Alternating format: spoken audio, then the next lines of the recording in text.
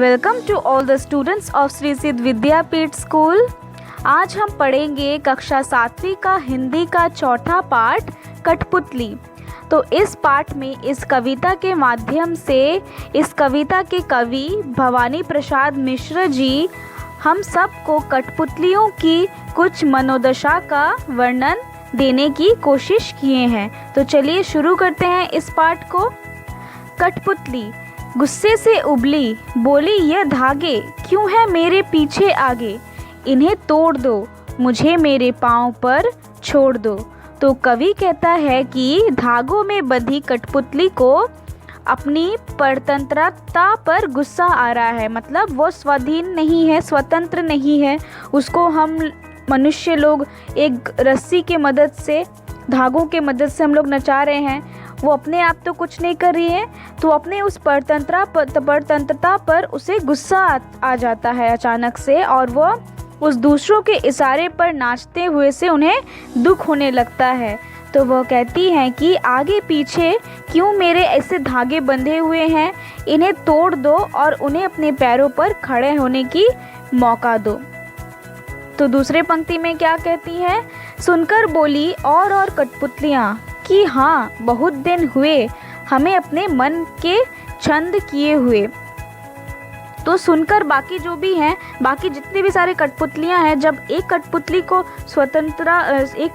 ने स्वतंत्र होने की बात कही तो बाकी सारी जो कठपुतलियाँ हैं तो उनके मन में भी ये विचारधारा उमड़ पड़ी कि हाँ हम लोगों को तो बहुत समय हो गए कि हमने अपने मन से कुछ नहीं किया, ये सारे मनुष्य ही हमें ऐसे नचा रहे हैं। तो वो सब भी तभी स्वतंत्र होने की चिंता करने लगे। मगर जो पहली कठपुतली सोचने लगी यह कैसी इच्छा मेरे मन में जगी।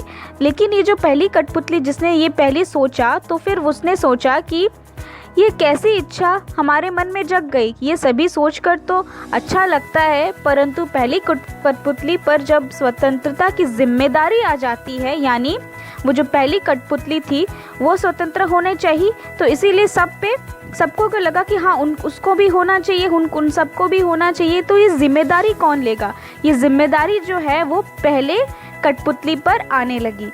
तो तभी वह यही सोच में डूब जाती है कि क्या स्वतंत्र होना उचित होगा, क्या हम ऐसा करने पर खुशी से रह पाएंगे, क्या मनचाहा जीवन जी सकेंगे। वह सब जिम्मेदारी अपनी समझती है, इसीलिए सोच समझकर कदम उठाना चाहती है। तो कठपुतली को अपनी जिम्मेदारी का एहसास हुआ, क्या हम सब ये पूरा जिम्मेदारी वो ले पाएगी, क्या वो खुश रह पाएगी उन धागों के बिना। तो ये सारी सोच कर वो परेशान हो जाती है और वो फिर सोचने लगती है ये कैसे इच्छा मेरे मन में जग गई, क्या मैं इन सब चीज़ों की जिम्मेदारी ले भी पाऊंगी या नहीं। तो इसी के साथ ये पाठ खत्म होता है। इस पाठ की व्याख्या पढ़ते हैं।